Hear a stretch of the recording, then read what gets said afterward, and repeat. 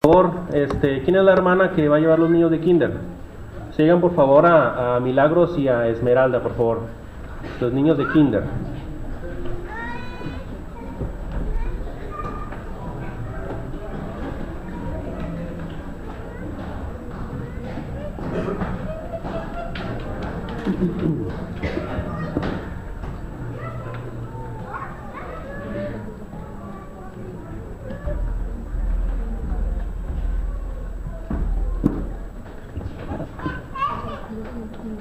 Vamos a dejar que los hermanos se acomoden.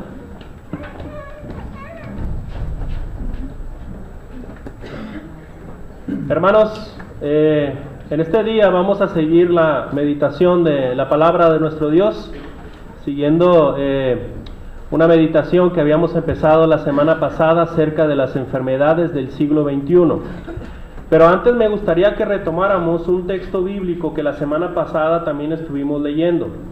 Y me gustaría que nos ubicáramos todos ahí en una porción del Sermón del Monte, en Mateo capítulo 6. Mateo capítulo 6, versículos 25 al 34. Mateo capítulo 6, versículo 25 al 34. Recuerden que parte de estas palabras que vamos a leer son palabras precisamente de nuestro Señor Jesucristo. Lleva como título el afán y la ansiedad. Versículo 25 del capítulo 6 de Mateo. Y dice de la siguiente manera: Por tanto os digo, no os afanéis por vuestra vida, qué habéis de comer o qué habéis de beber, ni por vuestro cuerpo qué habéis de vestir. ¿No es la vida más que el alimento y el cuerpo más que el vestido? Mirad las aves del cielo, que no siembran, ni siegan, ni recogen en graneros, y vuestro Padre Celestial las alimenta. ¿No valéis vosotros mucho más que ellas? ¿Y quién de vosotros podrá, por mucho que se afane, añadir a su estatura un codo? Y por el vestido, ¿por qué os afanáis? Considerad los lirios del campo, cómo crecen, no trabajan ni hilan. Pero os digo que ni aun Salomón con toda su gloria se vistió así como uno de ellos. Y si la hierba del campo que hoy es y mañana se echa en el horno, Dios la viste así, ¿no hará mucho más a vosotros, hombres de poca fe? No os afanéis pues diciendo, ¿qué comeréis? ¿O qué beberemos? ¿O qué vestiremos? Porque los gentiles buscan todas estas cosas, pero vuestro Padre Celestial sabe que tenéis necesidad de todas estas cosas. Mas buscad primeramente el reino de Dios y su justicia, y todas estas cosas os serán añadidas. Así que no os afanéis por el día de mañana, porque el día de mañana traerá su afán, basta a cada día su propio mal. Palabras de nuestro Señor Jesucristo. Es bien importante recordar, mis amados hermanos, que estamos disertando sobre este tema acerca de las enfermedades del siglo XXI. Y una de las cosas que primeramente debemos de estipular es precisamente recordando algunos puntos que tienen que ver con el concepto de enfermedad. Y en aquella ocasión, la semana pasada, dimos un concepto muy escueto, muy pequeño, por así decirlo, siendo la enfermedad la ausencia de salud. Simple y llanamente, eso es lo que significa enfermedad, ausencia de salud. Pero esto nos lleva a otra cosa, mis hermanos, a desarrollar o comentar lo que significa la palabra salud. Y según un organismo mundial llamado la Organización Mundial de la Salud, a la salud se le define como el completo bienestar, tanto mental, físico y social. Evidentemente nosotros podemos ver que en esta definición de la salud, pues sacan totalmente a nuestro Dios. Por eso en este caso podemos mejorar este concepto incluyendo a Dios. Por eso la propuesta está en el siguiente concepto, como la salud, como el completo bienestar, primeramente espiritual, luego mental, físico y sobre todo social. Y esto viene aunado precisamente o concatenado con la idea de Mateo 6:33, mas buscad primeramente el reino de Dios y su justicia, y ya todas las cosas vendrán por añadidura. Esto es bien importante que lo entendamos, hermanos, el tema de las enfermedades del siglo XXI. ¿Por qué?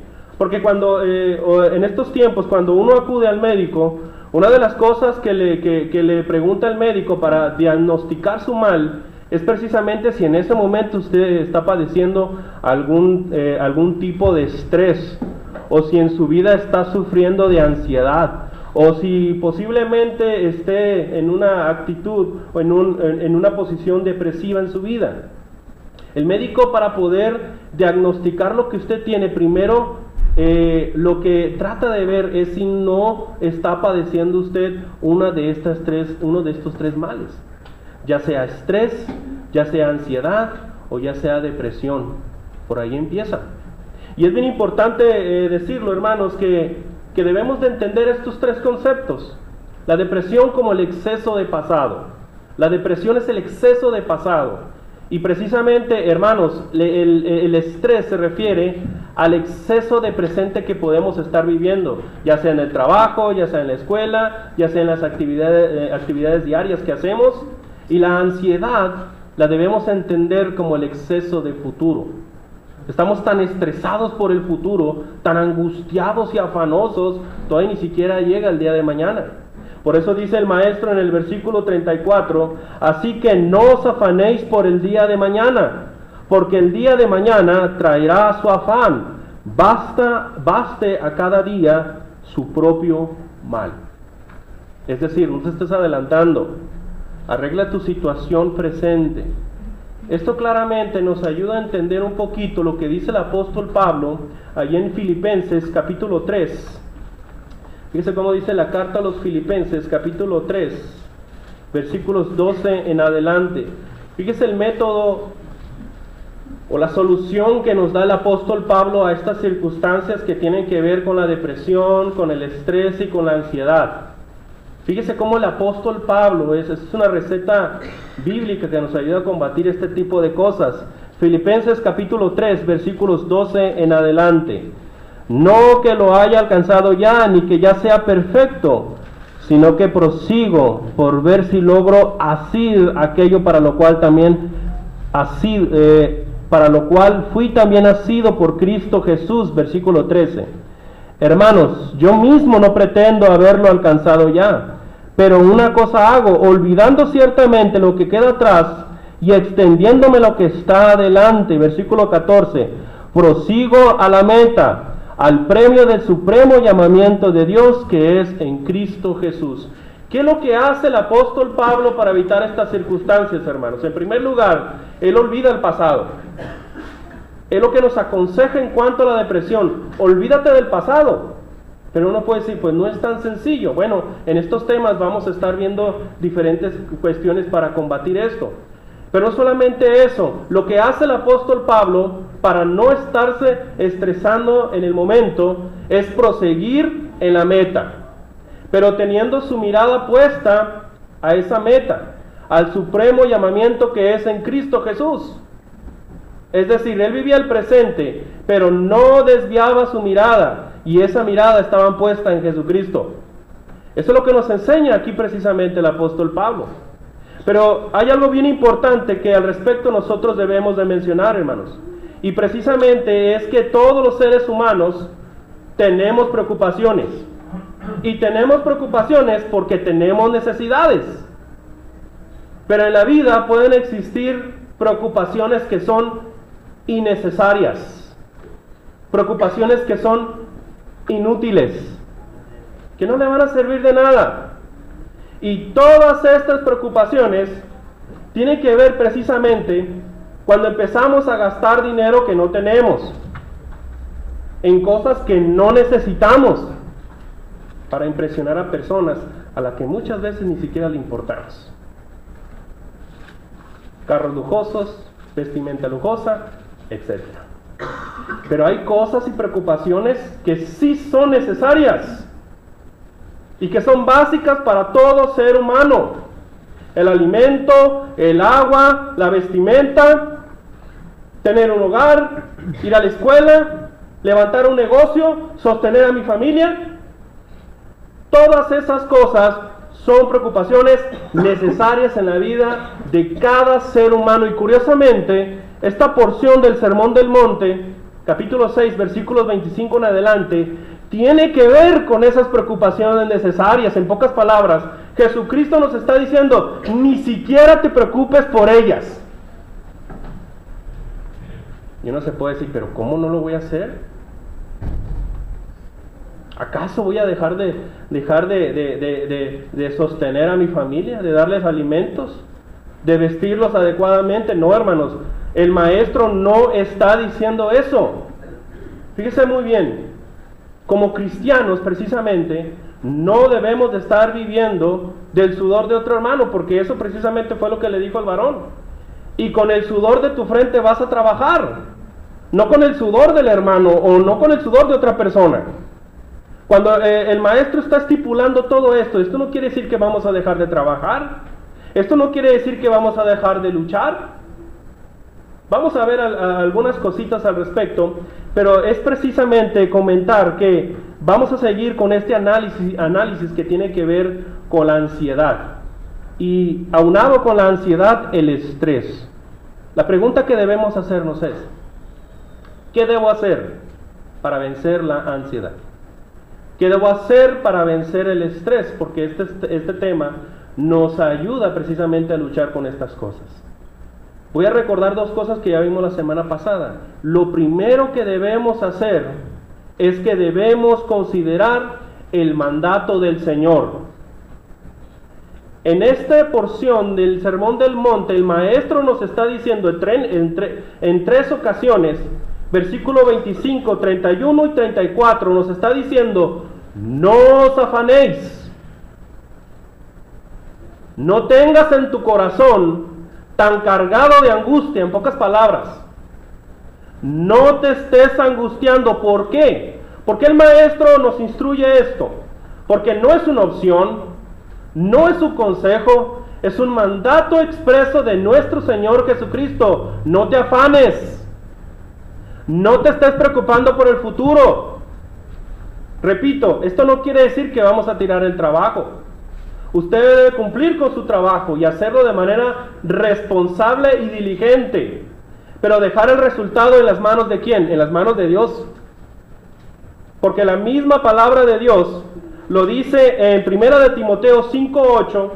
Porque si alguno no provee para los suyos y mayormente para los de su casa, ha negado la fe y es peor que un incrédulo.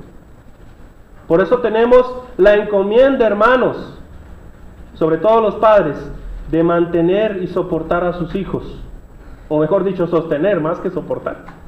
Bueno, ya si es de arriba de 30 va a soportar, ¿verdad? Pero la verdad de todo esto, hermanos, es que lo que nos enseña el maestro en esta ocasión no es luz verde para que estemos de flojos, de perezosos.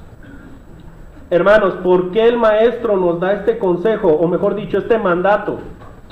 ¿Por qué el maestro lo dice? Porque el afán y la ansiedad, fíjese muy bien, hermano, no se duerma, no se duerma. El afán y la ansiedad es el germen, es la semilla para la codicia. Repito, el afán y la ansiedad es el germen, es la semilla de un árbol llamado codicia. Y esto es bien importante entenderlo. Y lo vamos a explicar de la siguiente manera, como se lo dije la semana pasada. El maestro precisamente, hermanos, el maestro ya había dado un ejemplo en Mateo 5:22, no lo lean, ya lo leímos la semana pasada, pero les decía precisamente que cualquiera que se enoje con su hermano, o que le llame fatuo, o que le llame necio, es culpable de homicidio. Pero uno puede decir, bueno, el homicida es que le quitó la vida a otro, le quitó la vida a su prójimo. ¿Cómo voy a ser homicida yo? Es que el maestro está diciendo, ustedes ya escucharon, como dice la ley de Moisés, no matarás. Pero yo os digo que cualquiera que se enoje, que le llame fatuo, que le llame necio a su hermano, es culpable de homicidio. Y lo dice precisamente, lo ratifica 1 de Juan 3:15.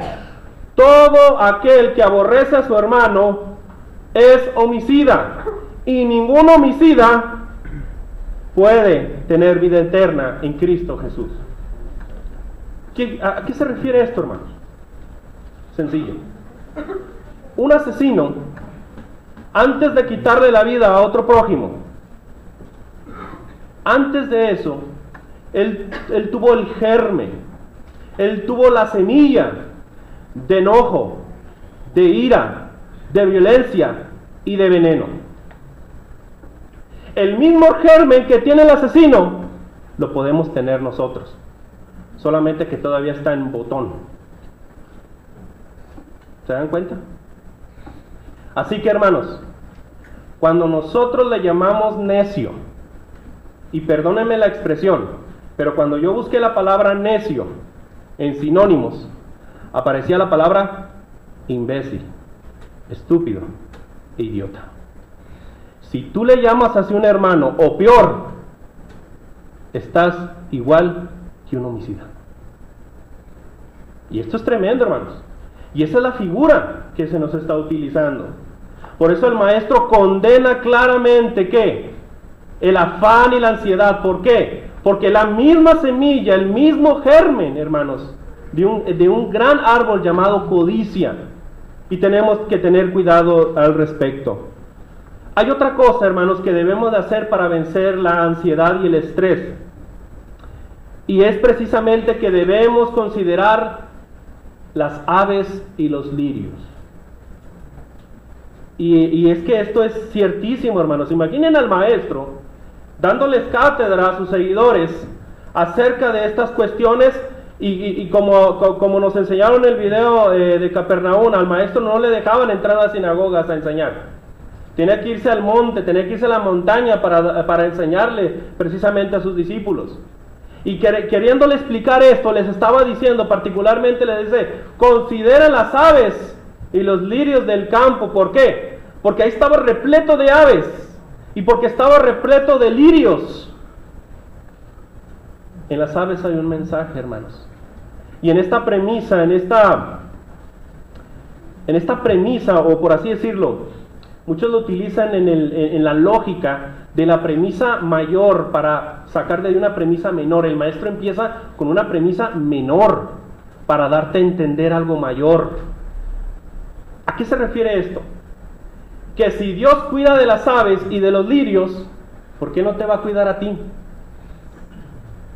Si Dios te dio la vida, ¿por qué no te va a dar los elementos para que subsistas? Si Dios te dio la vida, ¿tú crees que no es capaz de llenar una cavidad en el estómago? Por eso, hermanos, cuando nosotros dudamos de esta manera, ponemos en tela de juicio el carácter de nuestro Dios. Mirad las aves del cielo, dice. El mensaje de las aves precisamente es que las aves no tienen inteligencia, no están programando, no están ahorrando, no están haciendo esto y aquello como lo haría un ser humano. Las aves no tienen grandes palacios, simplemente viven en un nido. Las aves, hermanos, no tienen graneros, no están preocupados en llenar un granero, un árbol entero de puros gusanos. Y hay gusanos que todo el día deben de buscar el mismo peso que tienen ellos, pero en proporción en gusanos, para que de esa manera puedan alimentarse. El mensaje de las aves, hermanos, es que precisamente ellas no tienen enfermedades. No se ha detectado o no se ha sabido que alguna ave muera de un paro cardíaco, o de que alguna ave esté ansiosa o esté estresada, o que muera de depresión. No se sabe. Hasta ahorita no se ha sabido, por lo que investigué. Pero fíjese qué curioso, hermano. Hay unos animales que sí sufren de esto. ¿Y sabe quiénes son? Los perros. Son los perros domésticos, los que tienen en la casa, los que siempre están con los humanos. Esos son los que viven ansiosos, porque están copiando la actitud. ¿Adivinen a quién? A nosotros. Saque su perro a pasear, suéltelo por la calle, suéltelo a la clarita. Hermanos, es bien importante entender todo esto. Si decimos eso de las aves, ¿qué podemos decir de los lirios? El maestro dice, los lirios, bueno, particularmente los lirios que se encontraban en aquella zona, eran precisamente un tipo de planta. Aquí tenía el dato. Es una anémona púrpura. o coronarias, así se le llamaba. ¿Por qué? Porque eran flores de color morado o moradas, ¿verdad? Y era, el morado era el color que usaban los reyes. Por eso dice el maestro, ni siquiera Salomón se vistió con esa gloria, dice. Y eso que Salomón en su trono tenía 2 grandes leones donde ponía sus antebrazos de puro oro. No se ha conocido un rey que tuviera eso. Era multimillonario ese Salomón. Tenía las mejores vestimentas, pero dice Jesucristo, ni siquiera Salomón se vistió con esa gloria. Dice. El maestro dice, mira las aves, mira los lirios, considéralos, ponte a meditar en ellos, reflexiona en ellos, que si Dios tiene cuidado de ellos, ¿por qué no te va a cuidar a ti? ¿Por qué no me va a cuidar a mí? Y lo dice precisamente en Romanos 8:32, el que no escatimó ni a su propio Hijo, sino que lo entregó por todos nosotros, ¿cómo no nos dará con Él todas las cosas? Fíjese, dice la frase, dice la pregunta, ¿cómo no nos dará con Él todas las cosas? Con Él, es decir, con Jesucristo. La pregunta que le debo hacer es, ¿estoy con Jesucristo en esta mañana? ¿Ya acepté a Jesucristo como mi Señor, como mi Salvador? Esa es la pregunta que se debe hacer. ¿Ya estoy en Cristo en este momento? Hermanos, es bien importante entender estas cuestiones, considerar precisamente el mandato del Señor y considerar también las aves y los lirios. Es muy importante entender esto porque nos lleva a una tercera cuestión para poder vencer a la ansiedad. ¿Qué debo hacer para vencer la ansiedad y el estrés? Hay una tercera cosa, y aquí nos quedamos, y es precisamente que debemos considerar nuestra fe.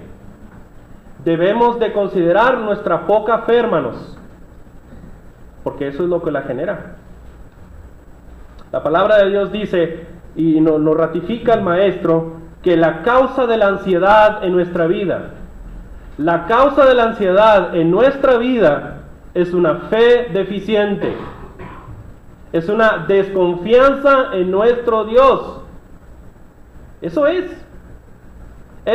precisamente lo que le estamos demostrando a nuestro Dios. Vamos a leer ahí en Mateo capítulo 8, Mateo capítulo 8, versículo 25.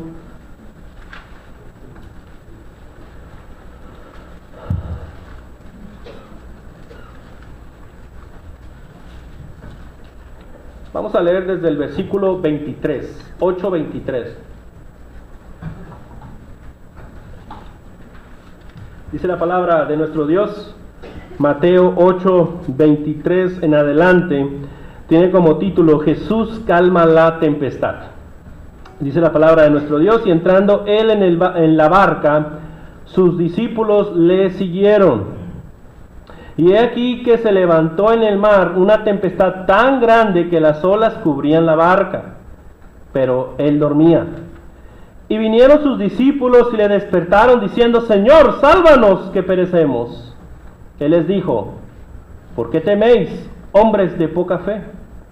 Entonces levantándose reprendió a los vientos y al mar, y se hizo grande bonanza.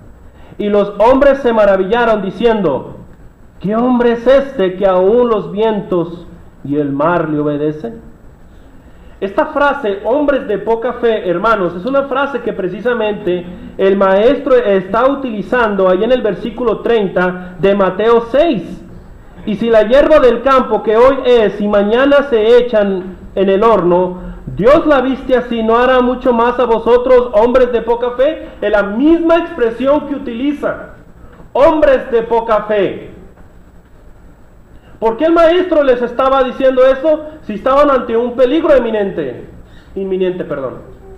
Fíjese el capítulo 8, es interesante ver lo que sucedió en el capítulo 8 anteriormente. Fíjese, ¿qué fue lo que hizo primero el maestro? Allí en el capítulo 8, versículo 1, arribita, tiene un título.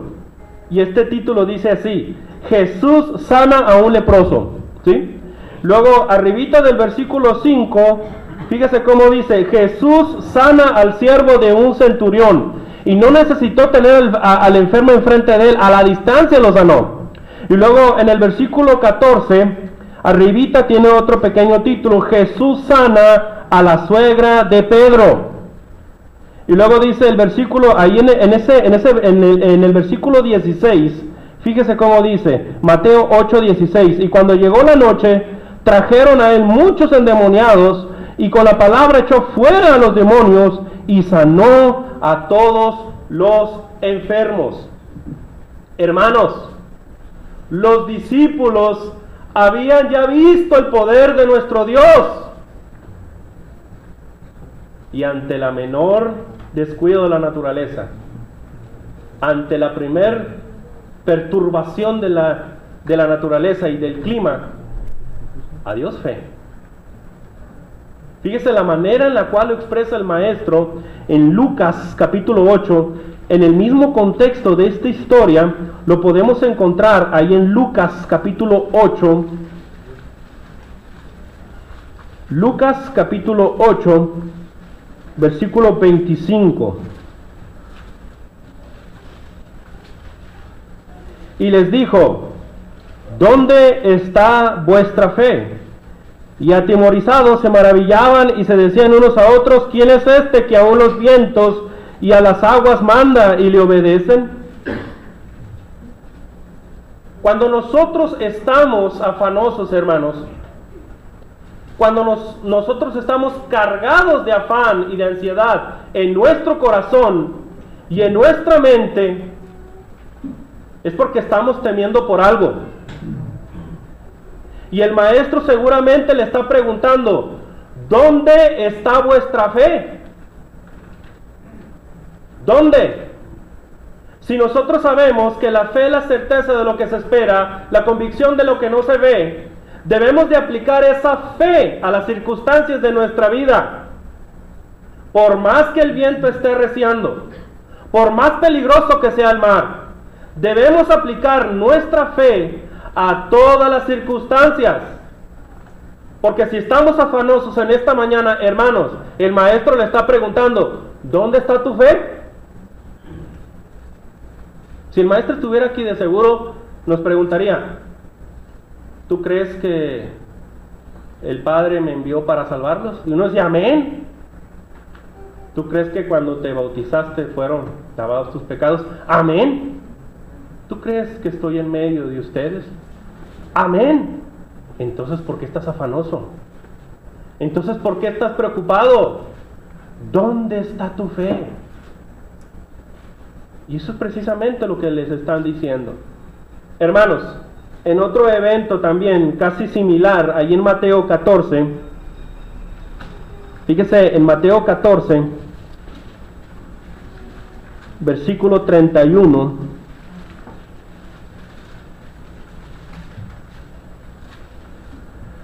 dice la palabra de nuestro Dios, al momento Jesús, extendiendo la mano, asió de él, es decir, lo agarró fuertemente y le dijo, hombre de poca fe, ¿por qué dudaste?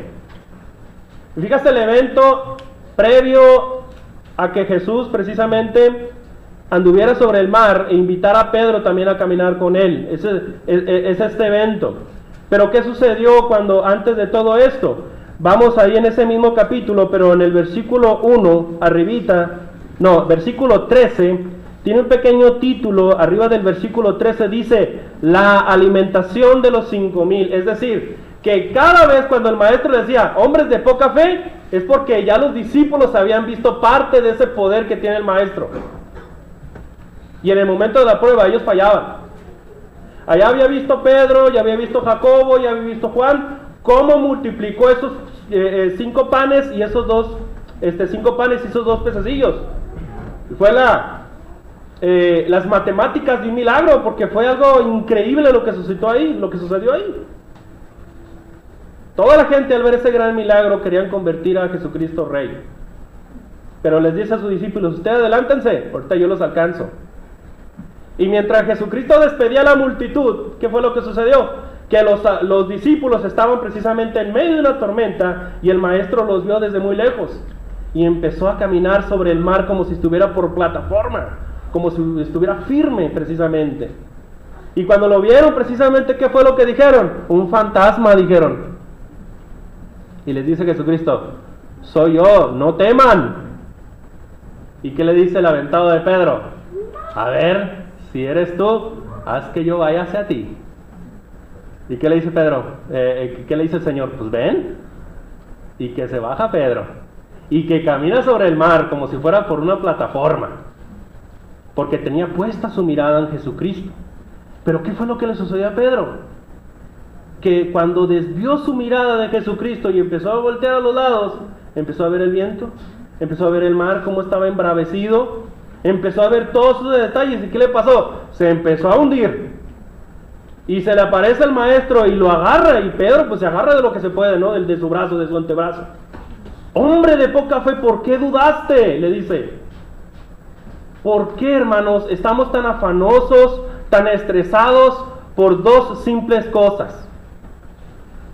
Porque tememos y porque dudamos. Dudamos, hermanos, ¿de qué? De la bondad de nuestro Dios. Dudamos de su sabiduría y dudamos también de su poder. Cuando nosotros estamos ansiosos, hermanos, eso es lo que le estamos diciendo a Dios, que estamos desconfiando de eso, de su bondad, de su poder y de su sabiduría. Hermanos, esto es algo bien importante entenderlo, y entenderlo es vital. ¿Por qué? Porque el vivir preocupado por las cosas, inclusive las necesarias, nos convierte en un gentil. Vamos a leer ahí en el versículo 32 del capítulo 6 de Mateo. Mateo capítulo 6, versículo 32. Porque los gentiles buscan todas estas cosas, pero vuestro Padre Celestial sabe que tenéis necesidad de todas estas cosas. Porque los gentiles buscan estas cosas. ¿Cuáles cosas? El alimento, es decir, la comida, el agua y la vestimenta. Solamente, hermanos, esto quiere decir, solamente viven para conseguir estas cosas.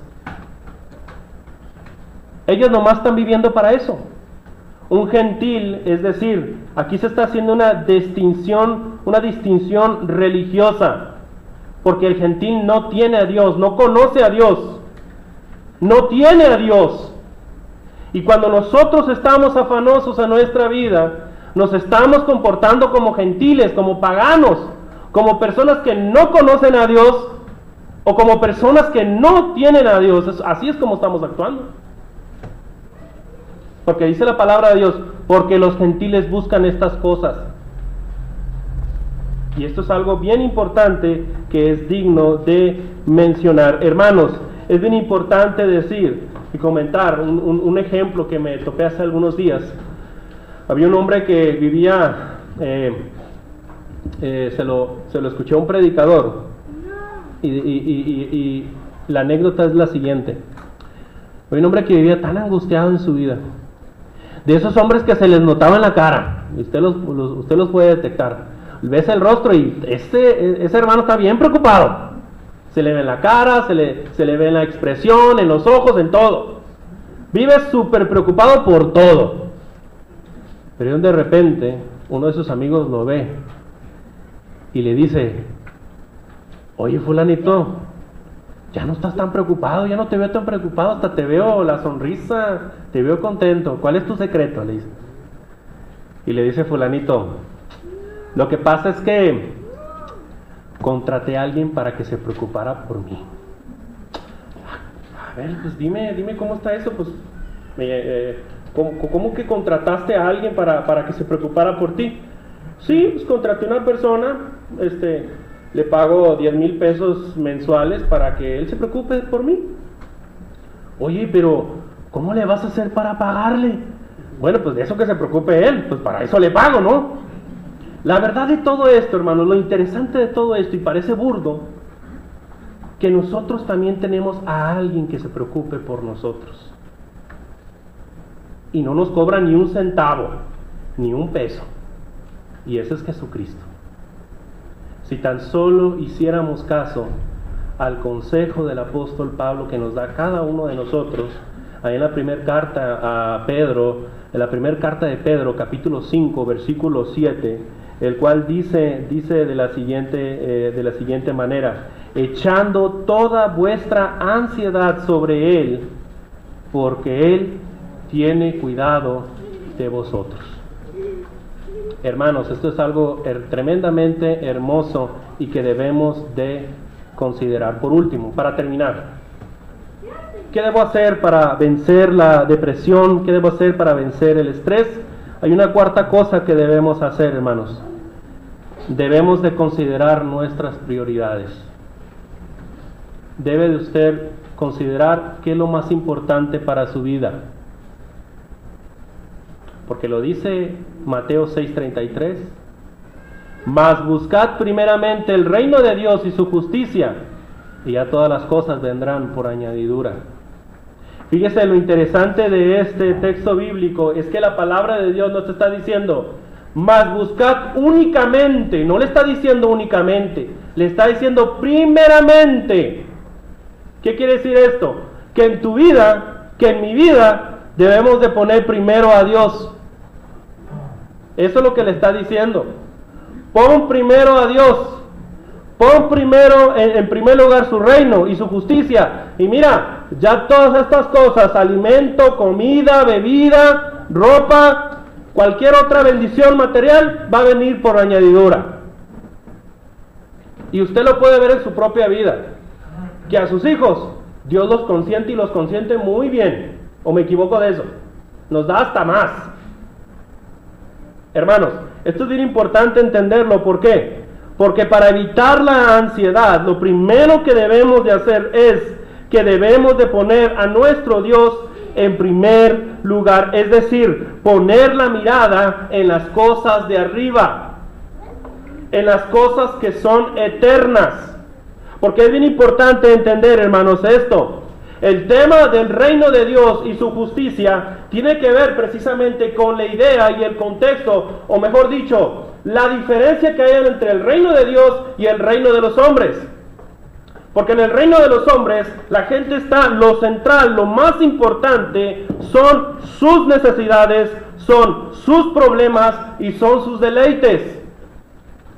Pero la palabra de Dios ha sido muy clara y precisamente que en el reino de Dios no es comida, no es bebida, sino más bien es justicia, paz y gozo en el Espíritu Santo.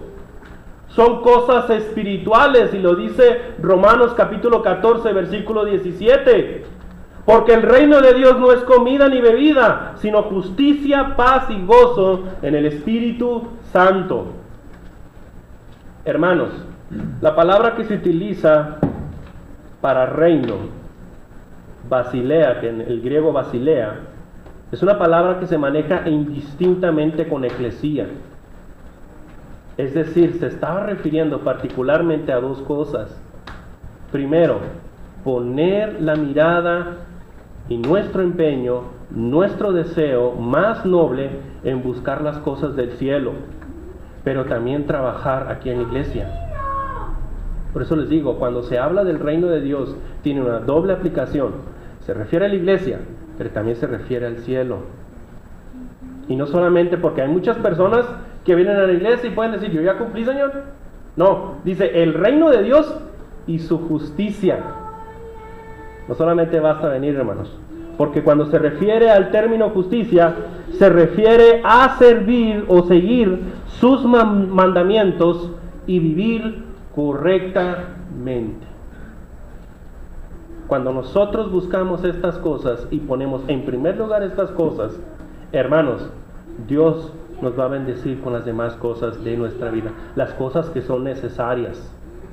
Por eso es bien importante que nosotros entendamos y sobre todo meditemos y consideremos lo que es importante o lo que tiene prioridad en nuestra vida. ¿Cuál es la prioridad de nuestras vidas? ¿Mi trabajo? ¿La escuela? ¿Mis hijos?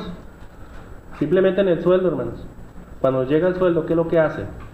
A ver, ya me llegó la raya, ya me llegó la nómina, esto para el internet, esto es para los zapatos de Juanito, esto para esto, y ya cuando te sobra algo, para la ofrenda. Cuando se tiene ese tipo de pensamientos, es un claro ejemplo que ese hermano no está poniendo primero el reino de Dios y su justicia. Buenos hijos. El hijo universitario lo obtenemos en un pedestal, pero su vida espiritual está por los suelos. Y en su vida espiritual no somos ni capaces de decirle nada. Es más, ni levantarle los domingos, pobrecito, porque ha estudiado y ha trabajado mucho. Cuando en realidad lo que nos debería de interesar en nuestros hijos, más que un título universitario, es buscar salvarle el alma.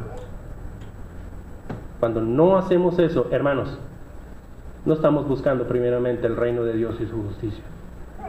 Y esto es bien importante que lo entendamos, hermanos, porque el hecho de que el maestro nos está diciendo, mas buscad primeramente el reino de Dios, es una orden, es un mandato. Pon primero las cosas de Dios.